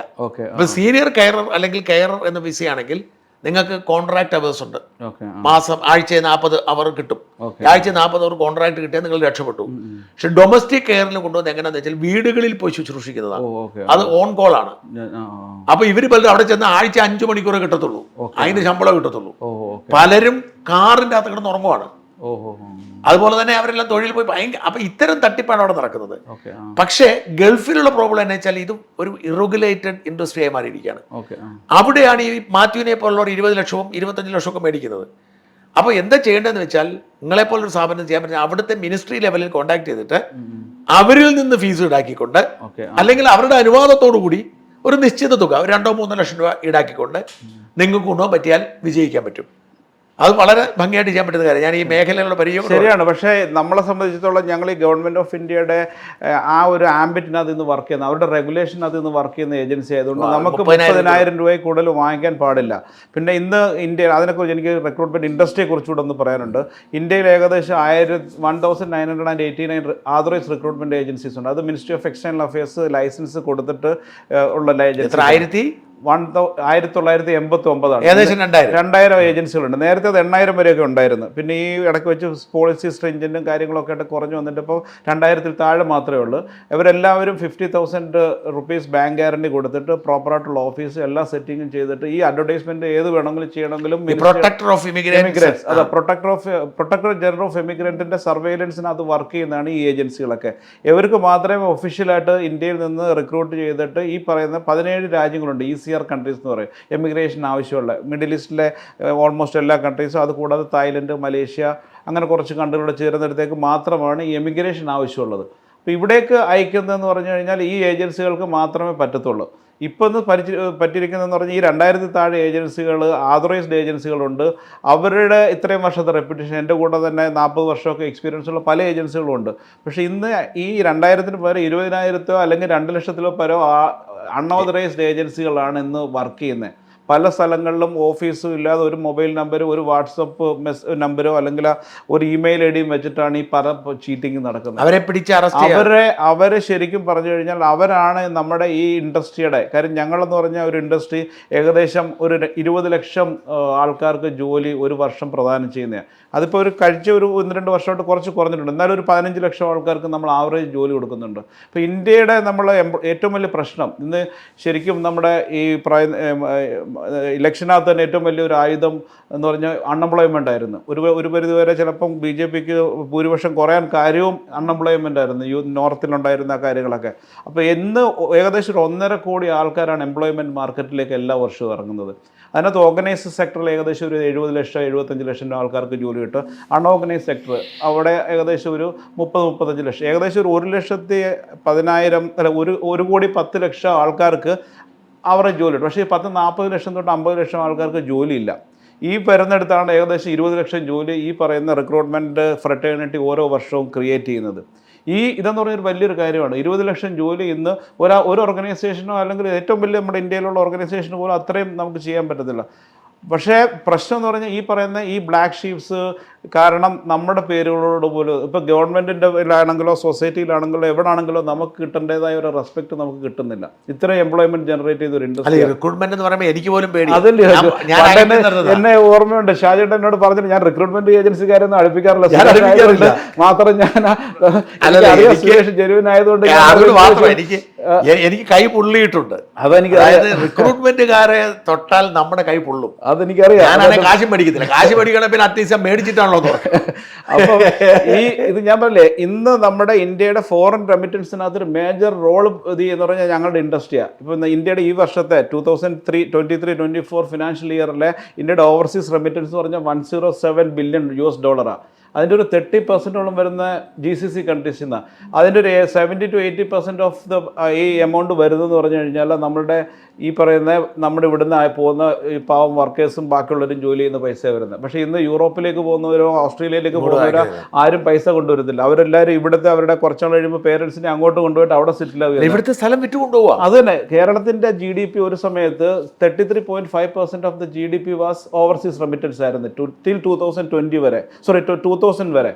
ഇപ്പോൾ അത് 13.5 ആയി. കാര്യം കേരളത്തിലോട്ട് ഇപ്പോൾ ഗൾഫിലേക്ക് പോകുന്നവരുടെ എണ്ണം 2000 വരെ ഇന്ത്യയിൽ ഏറ്റവും കൂടുതൽ ആൾക്കാർ പോയിക്കൊണ്ടിരുന്ന കേരളമായിരുന്നു. ഇന്ന് കേരളത്തിൻ്റെ സ്ഥാനം 7ാം സ്ഥാനത്താണ്. ഇന്ന് UPയും ബീഹാറും പഞ്ചാബും ഒറീസയും പശ്ചിമ ബംഗാളും ഒക്കെ കൈയടക്കി. തമിഴ്നാടും കഴിഞ്ഞിട്ടാണ് ഈ കേരളം വരുന്നത്. അപ്പോൾ ഇന്ത്യയിലേക്ക് വരുന്ന റെമിറ്റൻസ് തീരെ കുറഞ്ഞു. കേരളത്തിൻ്റെ എക്കോണമിയെ പിടിച്ച് താങ്ങി നിർത്തിക്കൊണ്ടിരുന്നത് ഈ പറയുന്ന GCC കൺട്രീസ് ജോലി ചെയ്തുകൊണ്ടിരുന്ന ആൾക്കാരായിരുന്നു. പക്ഷേ അത് വളരെ താഴേക്ക് പോയിക്കൊണ്ടിരിക്കുകയാണ്. പക്ഷേ ഇന്ന് നമ്മൾ യൂറോപ്പിൻ്റെ എല്ലാവരും യൂറോപ്പ് എന്നും പറയും. ഇപ്പം ഒരുവിധപ്പെട്ട ഇന്ന് വിദേശ പഠനത്തിന് വേണ്ടിയിട്ട് പോകുന്ന ആൾക്കാരൊക്കെ ശരിക്കും ജോലിക്ക് വേണ്ടിയിട്ടാണ് പോകുന്നത്. പഠിക്കാൻ വേണ്ടിയിട്ട് പോകുന്നവരുടെ എണ്ണം തീരെ കുറവാണ്. അവർക്ക് എങ്ങനെയെങ്കിലും അവിടെ പോയി സെറ്റിൽ ആവുക, അവിടെ ജോലി കിട്ടുക എന്നുള്ളതാണ് പ്രധാന ലക്ഷ്യം. പിന്നെ അവർ അവിടെ തന്നെ സെറ്റിൽ ആവുന്നുണ്ട്, തിരിച്ചു വരുന്നില്ല. ഇപ്പം ഈ ലേറ്റസ്റ്റ് സർവേ അനുസരിച്ചിട്ട് 2.5 ലക്ഷം ആൾക്കാരാണ് കഴിഞ്ഞ വർഷം കേരളത്തിൽ നിന്ന് വിദേശത്തേക്ക് പോയത്. ഇന്ത്യയിൽ നിന്ന് ഏകദേശം 7.6 crores ആൾക്കാർ, 6 lakhs പോയി. 7.5 ലക്ഷം ആൾക്കാരാണ് ഇന്ത്യയിൽ നിന്ന് 2023 പോയത്. അതൊരു 10 ലക്ഷം ആവും. 10 ലക്ഷം എന്ന് പറയുമ്പോൾ 25 ആകുമ്പോഴത്തേക്ക് അടുത്ത വർഷം ആകുമ്പോഴത്തേക്ക് 10 ലക്ഷം ആൾക്കാർ ഇന്ത്യയിൽ നിന്ന് വിദേശ പഠനത്തിനായിട്ട് പോകും. അതിൽ ഏറ്റവും കൂടുതൽ പോകുന്നത് മഹാരാഷ്ട്രയും തെലുങ്കാനയും ഒക്കെ. കേരളം കുറവാണ്. നമ്മൾ എക്സാജറേറ്റ് ചെയ്ത് പറയുന്ന സമയത്ത് കേരളത്തിൽ നിന്ന് പോകുന്ന ആൾക്കാർ 3ാമത്തെ 4ാമത്തെ സ്ഥാനത്താണ്. ഏകദേശം നമ്മൾ $28 ബില്യൺ കണ്ടാണ് കഴിഞ്ഞ വർഷം ഓവർസീസ് റെമിറ്റൻസ് ആയിട്ട് ഈ എഡ്യൂക്കേഷൻ പർപ്പസിന് വേണ്ടി പോയത്. ഒരു നെക്സ്റ്റ് 2025 ഒക്കെ ആകുമ്പോഴത്തേക്ക് അത് $50 ബില്യൺ നീങ്ങുമെന്ന് പറയുന്നത്. അതൊരു വലിയൊരു ഇൻഡസ്ട്രിയാണ്. ഇന്നിപ്പോൾ കൊച്ചി നമുക്ക് ഓഫീസുണ്ട്. കൊച്ചി നോക്കിക്കഴിഞ്ഞാൽ എല്ലാവരുടെ ഓവർസീസ് എഡ്യൂക്കേഷൻ്റെ ഓഫീസേഴ്സാണ്. എല്ലാവരും കൂണും മുകളിലും മുളച്ചുകൊണ്ടിരിക്കുക. ഓവർസീസ് എഡ്യൂക്കേഷൻ ഏത് യൂണിവേഴ്സിറ്റിയിലേക്ക് പോകണം, എന്ത് ക്വാളിഫിക്കേഷനാണ്, ബാക്കിയുള്ള ഒരു കാര്യങ്ങളും. എന്തുകൊണ്ടാണ് നമ്മുടെ ഇന്ത്യൻ എഡ്യൂക്കേഷൻ സിസ്റ്റത്തിൻ്റെ ഒരു അപജയമാണ് ഇവിടെ കാണിക്കുന്നത്. നമ്മൾ വേൾഡിലെ എഡ്യൂക്കേഷണൽ റാങ്കിങ് നോക്കിക്കഴിഞ്ഞാൽ ഇന്ത്യ 33ാമത്തെ സ്ഥാനത്താണ് നിൽക്കുന്നത്. ലോകത്തിലുള്ള ഏറ്റവും ടോപ്പായിട്ടുള്ള 100 ഇൻസ്റ്റിറ്റ്യൂഷൻ എടുത്തു കഴിഞ്ഞാൽ ഇന്ത്യ എന്നുള്ളത് വളരെ വിരലിലെണ്ണാവുന്ന കുറച്ച് ഇൻസ്റ്റിറ്റ്യൂഷൻസ് മാത്രമേ ഉള്ളൂ. ഒന്നുമില്ല, ഒരു യൂണിവേഴ്സിറ്റി ഉള്ളൂ. അതിനകത്ത് അത് IITസും IIM IISc അതിന് 100 ഈവൻ നമ്മൾ ഇന്ത്യയിലെ 100 ടോപ്പ് ഇൻസ്റ്റിറ്റ്യൂഷൻ എടുത്തു കഴിഞ്ഞാൽ കേരളത്തിൽ നിന്ന് എണ്ണാവുന്ന വളരെ NITയോ IIScയോ അങ്ങനെ കുറച്ച് കാര്യങ്ങൾ മാത്രമേ ഉള്ളൂ. കാരണം ഏറ്റവും വലിയ കാര്യം നമ്മളിപ്പം ഒരു കാര്യം ശ്രദ്ധിച്ചു കഴിഞ്ഞാൽ ഒരു അപ് ടു 80s നമ്മൾ കേരളത്തിലെ 7 എഞ്ചിനീയറിംഗ് കോളേജ് മാത്രമേ ഉണ്ടായിരുന്നു. ഈ 7 എഞ്ചിനീയറിംഗ് കോളേജിൽ നിന്ന് പഠിച്ചിറങ്ങിയിട്ടുള്ള എല്ലാവരും ഇന്ത്യയിലോ വിദേശത്തോ എവിടെയാണെങ്കിലോ എല്ലാവരും നല്ല പൊസിഷനിൽ എത്തിയിട്ടുണ്ട്. എല്ലാവരും ഇന്ന് ടോപ്പ് ലെവൽ പൊസിഷനിലും അല്ലെങ്കിൽ അതേ രീതിയിൽ ബിസിനസ്സിനകത്തൊക്കെ മുന്നോട്ട്. പക്ഷേ ഇന്ന് എഞ്ചിനീയറിംഗ് കോളേജിൽ നിന്ന് ഇറങ്ങുന്ന ആൾക്കാർക്ക് ആവറേജ് സാലറി ഇന്ത്യയിലെ ആൾക്കാരുടെ 75% വരുന്ന ആൾക്കാരുടെ ആവറേജ് സാലറി 25,000 രൂപയ്ക്ക് താഴെയാണ്. ഞാൻ ഈ സ്ഥാപനത്തിലേക്ക് മറുനാടൻ മലയാളിയിലേക്ക് നമ്മൾ ഒരു ഒഴിവുണ്ട് എന്ന് പറഞ്ഞ് പരസ്യം ചെയ്താൽ നമുക്ക് വരുന്ന ആപ്ലിക്കേഷനിൽ 70% എഞ്ചിനീയറിംഗ് ഗ്രാജുവേറ്റ്സ് ആണ്. നമ്മൾ ആ ഒറ്റ കാരണം കൊണ്ട് തന്നെ എടുക്കത്തില്ല. കാരണം അവരവിടെ പോയി പരാജയപ്പെട്ട എഞ്ചിനീയേഴ്സ് ആയതുകൊണ്ട് തന്നെ ആ മേഖലയിൽ അവർ പരാജയപ്പെട്ടവരായതുകൊണ്ട് തന്നെ നമ്മൾ അവരെ എടുക്കത്തില്ല. പക്ഷേ അവസ്ഥ ആലോചിച്ച് നോക്കി, അതാണ് ഏറ്റവും വലിയ പ്രശ്നം എന്ന് പറഞ്ഞു കഴിഞ്ഞാൽ നമുക്ക് ജോലിയുടെ കാര്യത്തിനകത്ത് അത് ഏറ്റവും വലിയൊരു ദിശാബോധം നഷ്ടപ്പെട്ട ഒരു വിദ്യാഭ്യാസ സമ്പ്രദായം നമ്മൾ വർഷങ്ങളായിട്ട് കൊണ്ടുവന്നുകൊണ്ടുള്ള ബുദ്ധിമുട്ടാണ് ഇന്നത്തെ ഈ യുവതലമുറ ഇത് ചെയ്യുന്നത്. അതിന് അവരെ കുറ്റം പറഞ്ഞിട്ട് കാര്യമില്ല. കാര്യം നമ്മുടെ ഇൻഫ്രാസ്ട്രക്ചർ ഭയങ്കര ഒരു എഞ്ചിനീയറിംഗ് കോളേജസിൻ്റെയോ അല്ലെങ്കിൽ ഒരു കോളേജ് മെഡിക്കൽ കോളേജിൻ്റെയോ ബാക്കിയുള്ള എല്ലാത്തിൻ്റെയും കാര്യങ്ങൾ ഞാൻ ഈ അടുത്ത സമയത്ത് കേരള യൂണിവേഴ്സിറ്റിയിൽ ഒരു സെമിനാറിനകത്ത് പങ്കെടുക്കുന്ന സമയത്ത് ഇവിടുത്തെ അഡീഷണൽ അഡ്വക്കേറ്റ് ജനറൽ ആയിട്ടിരുന്ന അദ്ദേഹം പറഞ്ഞൊരു കാര്യമുണ്ട്. പുള്ളി ഇൻസ്പെക്ഷന് വേണ്ടിയിട്ടൊരു ലോ കോളേജിൽ പോയ സമയത്ത് പുള്ളി പോയിക്കൊണ്ടിരുന്ന ലൈബ്രറി കിടന്ന സാധനങ്ങളും ബുക്സും ഒക്കെയാണ് അവിടെ കൊണ്ടുവന്ന് ഇൻസ്പെക്ഷന് വെച്ചത്. ഇത് ഒരാഴ്ചയ്ക്ക് മുമ്പ് പുള്ളി പ്രസംഗിച്ച കാര്യമാണ്. അപ്പോൾ അതേമാതിരിയാണ് ഇപ്പോൾ നമ്മൾ ഇന്ന് മെഡിക്കൽ അഡ്മിഷൻ്റെ കാര്യത്തെക്കുറിച്ച് പറയുകയാണെങ്കിൽ ഏകദേശം 20 ലക്ഷം ആൾക്കാർ എൻട്രൻസ് എക്സാം എഴുതുന്നുണ്ട്, മെഡിക്കൽ എൻട്രൻസ് എഴുതുന്നുണ്ട്. ആകെ കൂടി ഇന്ത്യയിലുള്ള സീറ്റുകളെന്ന് പറഞ്ഞാൽ 1,80,000. മറ്റേ BDSും ബാക്കിയുള്ള എല്ലാം കൂടെ ചേർത്ത് കഴിഞ്ഞാൽ ഏകദേശം 1,40,000. അപ്പോൾ പെർസെൻറ്റേജ് ഓഫ് സക്സസ് എന്ന് പറഞ്ഞു കഴിഞ്ഞാൽ 20:1. അപ്പോൾ അത്രയും വേണ്ടിയിട്ട് നമ്മൾ പാടുപെടണം. ഇനിയിപ്പോൾ IIM-ലോ IIT-ലോ ആൾക്കാർ എൻട്രൻസ് എഴുതണമെന്നുണ്ട് കഴിഞ്ഞാൽ എത്ര നാളെടുത്ത് പരിശ്രമമാണെന്നറിയോ. സിവിൽ സർവീസിനൊക്കെയൊക്കെ വളരെ പാടുപെട്ടിട്ടാണ് ഇവിടെ ഉള്ളത്. പക്ഷേ ഇന്ന് വേൾഡിലെ ടോപ്പ് മോസ്റ്റ് യൂണിവേഴ്സിറ്റിയിൽ അതിൻ്റെ ഒരു 10% നമ്മൾ ഹാർഡ് വർക്ക് ചെയ്ത് കഴിഞ്ഞാൽ ഇന്ന് ടോപ്പ് മോസ്റ്റ് യൂണിവേഴ്സിറ്റിയിൽ നമുക്ക് അഡ്മിഷൻ കിട്ടും. അതുകൊണ്ടാണ് ആൾക്കാർ പലരും പോകുന്നത്. ഇവിടെ പഠിച്ചാൽ IIT പഠിക്കുന്ന 75% എഞ്ചിനീയേഴ്സും അല്ലെങ്കിൽ അവിടുത്തെ ക്വാളിഫൈഡ് ആയിട്ടുള്ളവരൊക്കെ ഇന്ത്യ വിട്ടു പോവുകയും ചെയ്യുന്നത്. ഇന്ത്യക്ക് ഗുണമേ ഉണ്ടാകുന്നില്ല. കാര്യം ഈ ബ്രെയിൻ ഡ്രെയിൻ സംഭവിച്ചുകൊണ്ടിരിക്കുക. ഇവിടെ നല്ല ആൾക്കാർ മുഴുവനും നമ്മളിപ്പോൾ നോക്കിക്കഴിഞ്ഞാൽ ഒരു 25 ടോപ്പ് കമ്പനീസിൻ്റെ ലിസ്റ്റ് US-ലോ അല്ലെങ്കിൽ യൂറോപ്പിലോ എടുത്തു കഴിഞ്ഞാൽ അതിൻ്റെ എല്ലാം ടോപ്പിലിരിക്കുന്ന ഇന്ത്യക്കാരാണ്. അല്ല, അപ്പോൾ അതിന് പരിഹാരം എന്താണ്? ഇവിടെ ഈ ബ്രെയിൻ ഡ്രെയിൻ തടയാൻ വേണ്ടിയിട്ട് ഗവൺമെൻറ് തലത്തിൽ റൂളുകൾ കൊണ്ടുവരണം. അതിന് അങ്ങനെ എന്തെങ്കിലും നിയമങ്ങൾ കൊണ്ടുവരണം എന്നുണ്ടെങ്കിൽ ഇവിടെ നമ്മൾ ജോലി സാധ്യതകൾ വർദ്ധിപ്പിക്കണം. ഇവിടെ ജോലി ഇപ്പം നമ്മളിപ്പോൾ പറയുകയാണ് ഇവിടെ പഠിക്കുന്നവരാരും വിദേശത്ത് പോരെന്നും സപ്പോസ് ഒരു നിയമം കൊണ്ടുവന്നു കഴിഞ്ഞാൽ നമുക്കിവിടെ നാളെ അങ്ങനെ ജോലി തരാൻ പറഞ്ഞു കഴിഞ്ഞാൽ കൊടുക്കാൻ നമുക്ക് ജോലി വേണം. അപ്പം പക്ഷേ ഇവിടെ ഒരുപാട് ജോലികളുണ്ട്. ഇപ്പം നമ്മൾ പറയുന്നുണ്ട് അൺഎംപ്ലോയ്മെൻറ്റ് ഒരു വലിയൊരു പ്രശ്നമാണെന്ന്. ഫോർ എക്സാമ്പിൾ ഞാൻ നേരത്തെ പറഞ്ഞ ഞങ്ങൾ പല പൊസിഷൻസും ട്രെയിൻ ചെയ്യുന്നുണ്ട്. ആൾക്കാരെല്ലാവർക്കും എഞ്ചിനീയർ ആകണം, ഡോക്ടർ ആകണം, ബാക്കിയുള്ള കാര്യങ്ങൾ. പക്ഷേ ഇന്ന് ഏതെല്ലാം രീതിയിൽ 170 ബില്യൺ റുപ്പീസിൻ്റെ ഇതാണ് എക്സ്പെക്റ്റേഷനാണ് ബിസിനസ് VFX ആൻഡ് നമ്മുടെ ആനിമേഷനകത്ത് ഇന്ത്യയിൽ വരാൻ പോകുന്നത്. നെക്സ്റ്റ് 2025 വരെയുള്ള എക്സ്പെക്റ്റേഷൻ എന്ന് പറഞ്ഞാൽ 170 ബില്യൺ റുപ്പീസിൻ്റെ ഇതാണ് ബിസിനസ്സാണ്. അപ്പോൾ അതേമാതിരി ഒരുപാട് കാര്യങ്ങൾ നമ്മുടെ ഇതിനകത്തുണ്ട്. വളരെ കുറച്ച് കാര്യം നോക്കിക്കഴിഞ്ഞാൽ ഏകദേശം ഒരു 6 ലക്ഷം ട്രക്കുകൾ ഒരു വർഷം ഇന്ത്യയിൽ വിറ്റ് പോകുന്നുണ്ട്. 6 ലക്ഷം ട്രക്കുകൾക്ക് വേണ്ടിയിട്ട് 12 ലക്ഷം ഡ്രൈവർ വേണ്ടി വരുമല്ലോ. നമ്മൾ അതിൻ്റെ ആരും ഡെലിവറി ബോയ്സ് എന്ന് പറഞ്ഞത് ഏറ്റവും ഹയസ്റ്റ് ഡിമാൻഡിങ് ജോബ്. ട്രക്ക് ഡ്രൈവർക്ക് എത്ര രൂപ സാലറി കാണും? ട്രക്ക് ഡ്രൈവർമാർക്കൊക്കെ ഒരു 20,000-25,000 രൂപ. പിന്നെ അവർക്ക് ട്രിപ്പ് അലവൻസും ബാക്കിയുള്ളതൊക്കെ ഇന്ത്യയിലെ സാലറി. പക്ഷേ വിദേശത്തേക്കൊക്കെ പോകണമെന്നുണ്ടെങ്കിൽ അവർക്ക് ഇപ്പോൾ സൗദി അറേബ്യയിലേക്കൊക്കെ പോകണമെങ്കിൽ ഒരു ട്രക്ക് ഡ്രൈവർക്ക് 1,800 ദിർഹംസ്, റിയാല് 2,000 റിയാൽ. അപ്പോൾ ഒരു 40,000-45,000 രൂപ അവർക്ക് ബേസിക് സാലറി കിട്ടും. ഭയങ്കര സാലറിയാണ്. യൂറോപ്പിലൊക്കെ ഏറ്റവും കൂടുതൽ ഡിമാൻഡിങ് ഉള്ള പൊസിഷൻ ട്രക്ക് ഡ്രൈവേഴ്സാണ്. ഈ കാനഡയിലെ മലയാളി ട്രക്ക് ഡ്രൈവേഴ്സ് അസോസിയേഷൻ ഒക്കെ ഉണ്ട്. അതിൽ ലോജിസ്റ്റിക്കിനകത്ത് ഭയങ്കര മീൻസ് ഓപ്പർച്യൂണിറ്റീസ് ഉള്ളത്. ഇപ്പോൾ ഞാൻ പറഞ്ഞില്ല, ഇപ്പോൾ ഈ ശരിക്കും ആപ്പിൾ നമ്മൾ വിചാരിക്കും ഫോക്സോൺ ആണ് ഉണ്ടാക്കുന്നത്, അല്ലാതെ ചൈനയിൽ ഇപ്പം ഇന്ത്യയിലേക്ക് വന്ന് നമ്മൾ 2-3 ഫാക്ടറികളൊക്കെ വന്ന് ഈ ആപ്പിളിൻ്റെ ഫോൺ മാനുഫാക്ചർ ചെയ്യുന്ന 41 കൺട്രീസിനാണ്. എന്നിട്ട് അത് അസംബ്ലിംഗ് ആണ് ചൈനയിൽ മെയിനിൽ നടക്കുന്നത്. അപ്പോൾ ഇത് മുഴുവനും ലോജിസ്റ്റിക് എന്ന് പറഞ്ഞാൽ അപാര സാധ്യതകളുള്ള മേഖലയാണ്. ഇപ്പം തന്നെ വിഴിഞ്ഞം പോർട്ടിനെ കുറിച്ച് വിഴിഞ്ഞം പോർട്ടിനകത്ത് ഇപ്പോൾ ലോജിസ്റ്റിക് രംഗത്ത് കേരളം മാത്രമല്ല, ഈ പറയുന്ന തമിഴ്നാടിൻ്റെ വിഴിഞ്ഞത്തേക്ക് പിന്നെ വരാം. അവിടെ വരെ ഒരുപാട് ഇപ്പം ലോജിസ്റ്റിക്കിനകത്ത് ഏകദേശം 500 സ്ഥാപനങ്ങൾ ഇന്ന് ഇന്ത്യയിൽ ഉണ്ട്, ഇൻസ്റ്റിറ്റ്യൂഷൻസ് ഉണ്ട്. അപ്പോൾ ഈ 500 സ്ഥാപനങ്ങളിൽ നിന്ന് ക്വാളിറ്റി ആയിട്ടുള്ള ലോജിസ്റ്റിക് ഇന്ന് പ്രൊഡ്യൂസ് ചെയ്യുന്ന ആൾക്കാർ വളരെ കുറവാണ്. എൻ്റെ ഒരു സുഹൃത്ത് ബോംബെയിലെ ഗ്ലോബൽ ലോജിസ്റ്റിക്സ് എന്ന് പറയുന്നത് ജിസ് മാത്യു ജെ കാഞ്ഞിരപ്പള്ളിക്കാരനാണ്, അവിടുത്തെ പ്രധാനപ്പെട്ട ലോജിസ്റ്റിക്. അപ്പം ഞാനൊരു ചോദിക്കുന്നത്, ഇപ്പം നിങ്ങൾക്ക് വരുന്ന ആപ്ലിക്കേഷൻസ്, ജോലി ആപ്ലിക്കേഷൻ എങ്ങനെയാണ് ആളുകൾ അറിഞ്ഞു കേട്ട് വരുന്നതാണ്? എങ്ങനെയാണ് നിങ്ങളുടെ ആപ്ലിക്കേഷൻ? ഞങ്ങൾ ആക്ച്വലി ഈ സോഷ്യൽ മീഡിയ പ്രസൻസ് എന്ന് പറയുന്നത് ഞങ്ങളുടെ നല്ലതാണ്. ഞങ്ങളിപ്പോൾ ഫേസ്ബുക്കിലാണെങ്കിലും ഇൻസ്റ്റാഗ്രാമിലാണെങ്കിലും മറ്റേ ലിങ്ക്ഡിൻ ആണെങ്കിലും നമുക്ക് വളരെ നല്ല പ്രസൻസ് ഉണ്ട്. ഞങ്ങൾ ഡെയിലി ബേസിസിൽ ഞങ്ങളുടെ അഡ്വർടൈസ്മെൻറ്റ് ഇപ്പോൾ ഷാജി ചേട്ടൻ നോക്കിക്കഴിഞ്ഞാൽ സോഷ്യൽ മീഡിയയിൽ കംപ്ലീറ്റ് ഡെയിലി ഇന്നത്തെ പോലും അപ്ഡേറ്റ്സുകൾ കാണാം, എന്തൊക്കെ വേക്കൻസി ഉണ്ട്. അതിനകത്തെല്ലാം നമ്മൾ ഫ്രീ റിക്രൂട്ട്മെൻറ്റ് അത് അഡ്വർടൈസ് ചെയ്യും. പൈസ ഈ ആപ്ലിക്കേഷൻസ് കിട്ടുന്ന എല്ലാ ആപ്ലിക്കേഷൻസും ഞങ്ങളുടേതായ ഒരു പോർട്ടലുണ്ട്. എൻ്റർലി ഞങ്ങളൊരു സോഫ്റ്റ്വെയർ ഇതാണ് നമ്മുടെ സിസ്റ്റമാണ്. അപ്പോൾ എല്ലാ സി വിസും ഞങ്ങൾ അതിനകത്തേക്ക് സേവ് ചെയ്തിട്ട് ഒരു റിക്വയർമെൻറ്റ് വന്നു കഴിഞ്ഞാൽ ഞങ്ങളുടെ സെർച്ച് ടൂളുണ്ട്. ടൂൾ അനുസരിച്ചിട്ട് സെർച്ച് ചെയ്തിട്ട് അതിനകത്ത് വരുന്ന ആൾക്കാരെ മുഴുവനും ഞങ്ങൾ കോൺടാക്ട്. പിന്നെ ഈ പേഴ്സണൽ ലെവൽ ഒരുപാട് ആൾക്കാർ നമുക്ക് സി വിസ് അയക്കാം. ആപ്ലിക്കേഷൻ വരുന്ന പകുതി പേർക്കെങ്കിലും ജോലി കൊടുക്കാൻ പറ്റാറുണ്ടോ? പകുതി പേർക്കൊന്നും കൊടുക്കാൻ പറ്റത്തില്ല. കാര്യം ഒരുപാട് ആൾക്കാർ, ഇപ്പം ഞാൻ പറഞ്ഞ ഒരു 50 പേരുടെ വേക്കൻസി ഉണ്ടെങ്കിൽ നമുക്ക് 500 ആപ്ലിക്കേഷൻസ് ആയിരിക്കും വരുന്നത്. അപ്പം നമുക്ക് 500-നകത്തു നിന്ന് നമുക്ക് എത്ര പേർക്ക് ക്വാളിഫൈഡ് ആയിട്ടുള്ളവരെ മാത്രമേ നമുക്ക് എടുക്കാൻ പറ്റൂ. എന്തായാലും നിങ്ങൾക്ക് ആള് കിട്ടാതെ വരാറില്ല ഒരു പോസ്റ്റിലും. ആള് കിട്ടാതെ വരുന്ന പോസ്റ്റുകളും ഉണ്ട്. ആള് കിട്ടാതെ വരുന്ന ഇപ്പോൾ ക്വാളിറ്റി ആയിട്ടുള്ള എഞ്ചിനീയേഴ്സ് ആണെന്നുണ്ടെങ്കിലും ക്വാളിറ്റി ആയിട്ടുള്ള ടെക്നീഷ്യൻസ് ആണെങ്കിലും ഏറ്റവും വലിയ പ്രശ്നം നമ്മൾ as a recruitment company face ചെയ്യുന്നതെന്ന് പറഞ്ഞാൽ meeting the expectation of client and candidate. ഇപ്പോൾ ക്ലയൻറ്റിന് എന്ന് പറഞ്ഞു കഴിഞ്ഞാൽ മിഡിൽ ഈസ്റ്റിലുള്ള എല്ലാ പ്രൊജക്റ്റുകൾക്കകത്ത് ഒരുപാട് റെസ്ട്രിക്ഷൻസും ഒക്കെ അതിൻ്റെ മാർജിനൊക്കെ ഭയങ്കര കുറവാണ്. അപ്പോൾ അവർക്ക് കോംപ്രമൈസ് ചെയ്യാൻ പറ്റുന്ന ഏരിയ എന്ന് പറഞ്ഞാൽ ഈ HR-നാണ്. ഈ മെറ്റീരിയൽ കോസ്റ്റ്, ഓപ്പറേഷൻ കോസ്റ്റ് എല്ലാം ഭയങ്കര കൂടും. അപ്പോൾ അവർ സാലറി കുറച്ച് റെഡ്യൂസ് ചെയ്തിട്ട് അവർ എങ്ങനെങ്കിലുമൊക്കെ മേക്കപ്പ് ചെയ്യാനാണ് ശ്രദ്ധിക്കുന്നത്. പക്ഷേ ഇവിടെയുള്ള ഓരോ കാൻഡിഡേറ്റിൻ്റെ എക്സ്പെക്റ്റേഷൻ എന്ന് പറഞ്ഞാൽ ഭയങ്കര ഹൈ ആണ്. അപ്പോൾ ഇവരുടെ രണ്ടുപേരുടെ ഇടയ്ക്ക് നിന്നിട്ട് നമ്മൾ മീഡിയേറ്റ് ചെയ്തിട്ട് ആ ബ്രിഡ്ജിങ് ദ ഗ്യാപ്പ്, അതാണ് നമ്മുടെ ഏറ്റവും വലിയൊരു ചലഞ്ച്.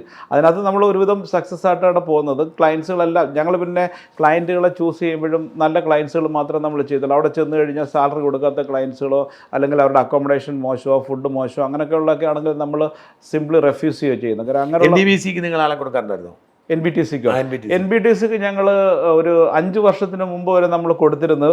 ഇപ്പം ഒരു 2 മാസത്തിന് മുമ്പ് അവിടെ നിന്ന് നമുക്ക് അവരുടെ HR മാനേജറെ നമ്മളെ കോൺടാക്ട് ചെയ്തിരുന്നു.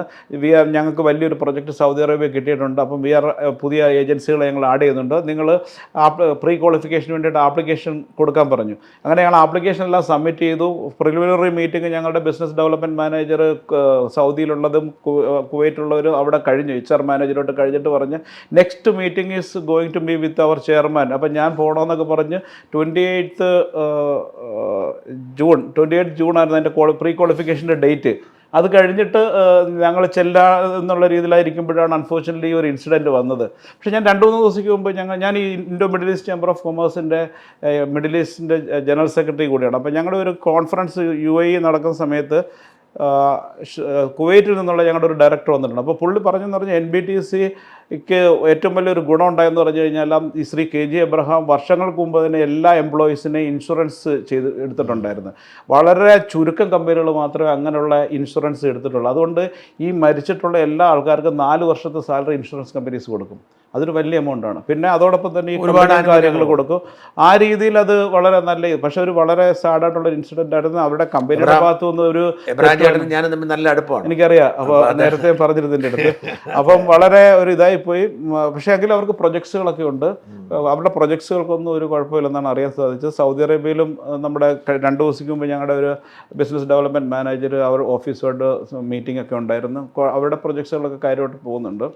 അപ്പം ഈ മറുനാടനെ കേൾക്കുന്ന പ്രേക്ഷകർക്കാർക്കെങ്കിലും അവരുടെ CV കൊടുക്കാൻ താല്പര്യമുണ്ടെങ്കിൽ ഏത് ഇമെയിൽ? ഞാൻ ഇതിൻ്റെ ഇമെയിൽ ID-യും കോൺടാക്ട് ഡീറ്റെയിൽസും നമുക്ക് ഇപ്പോൾ കാണിക്കുന്ന ഈ ഇമെയിൽ ID-യിലും കോൺടാക്ട് ഡീറ്റെയിൽസും കോൺടാക്ട് ചെയ്യുക. യോഗ്യത ഉണ്ടെങ്കിൽ, അവസരമുണ്ടെങ്കിൽ കിട്ടുന്നതായിരിക്കും. അല്ല, എല്ലാ പൊസിഷൻസ് ആർക്കും CV അയക്കാം. പക്ഷേ അവരുടെ ഇതനുസരിച്ചിട്ട് നമ്മളെ ചിലപ്പോൾ 2 ദിവസം കൊണ്ട് കോൾ വന്നിരിക്കും, ചിലപ്പോൾ 2 വർഷം എടുത്തുന്നിരിക്കും. പക്ഷേ ഞങ്ങളുടെ ഡേറ്റാ ബേസിലുണ്ടെങ്കിൽ തീർച്ചയായിട്ടും എന്തെങ്കിലും രീതിയിൽ നമുക്ക് ഹെൽപ്പ് ചെയ്യാൻ പറ്റും. പിന്നെ ഞങ്ങളിപ്പോൾ ഒരു പുതുതായിട്ട് ഈ ടെക്നിക്കൽ എഡ്യൂക്കേഷൻ്റെ സാധ്യതകൾ പറഞ്ഞ് കൊച്ചിയിൽ നമുക്ക് നമ്മുടേതായ ഓഫീസുണ്ട്. അപ്പോൾ അവിടെ ഞങ്ങളൊരു കുറച്ചുകൂടെ സ്കില്ല് ഇപ്പോൾ എഞ്ചിനീയേഴ്സും ഡിപ്ലോമ ഹോൾഡേഴ്സും ബാക്കിയുള്ളവരെയൊക്കെ കുറച്ചുകൂടെ ട്രെയിൻ ചെയ്യാൻ വേണ്ടിയിട്ടുള്ളൊരു ഫെസിലിറ്റീസ് ഞങ്ങളിപ്പോൾ ഉടനെ സ്റ്റാർട്ട് ചെയ്യുന്നുണ്ട്. അപ്പോൾ അവിടെയൊക്കെ നമുക്ക് അവരെ കൊണ്ട് അതൊന്നും ഞങ്ങൾ പൈസ വാങ്ങിച്ചിട്ടായിരിക്കത്തില്ല ചെയ്യുന്നത്. കാരണം ഞങ്ങളുടെ ക്ലയൻറ്റിൻ്റെ നീഡ് അനുസരിച്ചിട്ട് നമ്മളെ അവരെ ട്രെയിൻ ചെയ്തിട്ട് ക്ലയൻറ്റിന് ആവശ്യമുള്ള രീതി, അങ്ങനെ ബേസിക് ആയിട്ടുള്ള കാര്യങ്ങളൊക്കെ അവർക്ക് അവിടെ ചെന്ന് കഴിഞ്ഞാൽ എന്തെല്ലാം കാര്യങ്ങളാണ് ആവശ്യമുള്ളത്. ഇപ്പോൾ സേഫ്റ്റിയുടെ കാര്യത്തിനാണെന്നുണ്ടെങ്കിലും ബാക്കിയുള്ള ഡിസിപ്ലിൻസ്, അവിടുത്തെ അവിടെ ഏത് കൺട്രിയിലാണ് പോകണം, അവിടുത്തെ റൂൾസ് ആൻഡ് റെഗുലേഷൻസ്, ഇങ്ങനെയുള്ള കുറേ കാര്യങ്ങൾ പ്രീ ഡിപ്പാർച്ചർ ഓറിയൻറ്റഡ് ട്രെയിനിങ് എന്ന് പറഞ്ഞിട്ട് ഗവൺമെൻറ് ഓഫ് ഇന്ത്യ നടത്തുന്നുണ്ട്. പക്ഷേ അതിൻ്റെ ഒരു അഡ്വാൻസ്ഡ് ആയിട്ടുള്ള ഞങ്ങളൊരു 3D തിയേറ്റർ സെറ്റ് ചെയ്തിട്ട് അതെല്ലാ കാര്യങ്ങളും ഒരു ശരിക്കും ഒരു സൈറ്റിൽ, ഒരു ഓയിൽ ആൻഡ് ഗ്യാസ് സൈറ്റിലോ അല്ലെങ്കിൽ ഒരു മറൈൻ സൈറ്റിലോ ആൾക്കാർ എത്തിക്കഴിഞ്ഞ് കഴിഞ്ഞാൽ എന്തായിരിക്കും അവരവിടെ എക്സ്പീരിയൻസ് ചെയ്യുന്നതെന്നുള്ള രീതിയിലുള്ള ഒരു ഫൈൻ ട്യൂണിങ് ചെയ്യുന്ന ഒരു പ്രോഗ്രാം നമ്മൾ ആൾറെഡി സ്റ്റാർട്ട് ചെയ്തിട്ടുണ്ട്. അത് 2 മാസം കൊണ്ട് ഞങ്ങളത് സ്റ്റാർട്ട് ചെയ്യുമായിരിക്കും. മീൻസ് അതിൻ്റെ കംപ്ലീറ്റ് ചെയ്തിട്ട് അത് തുടങ്ങും. കേരളത്തിൽ നിന്നുള്ള നമ്മുടെ ഇതായതുകൊണ്ട് അവർ ആദ്യം നമ്മളോട് ചോദിച്ചു, വിഴിഞ്ഞം പോർട്ടിൻ്റെ റിക്രൂട്ട്മെൻറ്റ് വന്നു കഴിഞ്ഞാൽ can you able to handle എന്ന് ചോദിച്ചു. അപ്പോൾ നമ്മൾ പറഞ്ഞു തീർച്ചയായിട്ടും അതൊരു പ്രസ്റ്റീജിയസ് പ്രൊജക്റ്റാണ് നമുക്ക്. ഇനിയിപ്പോൾ 2028 ഒക്കെ ആകുമ്പോഴത്തേക്ക് അത് ഫുൾ ഓപ്പറേഷനിലാക്കി വരുമ്പോഴത്തേക്ക് ഒരുപാട് വേക്കൻസികൾ വരും.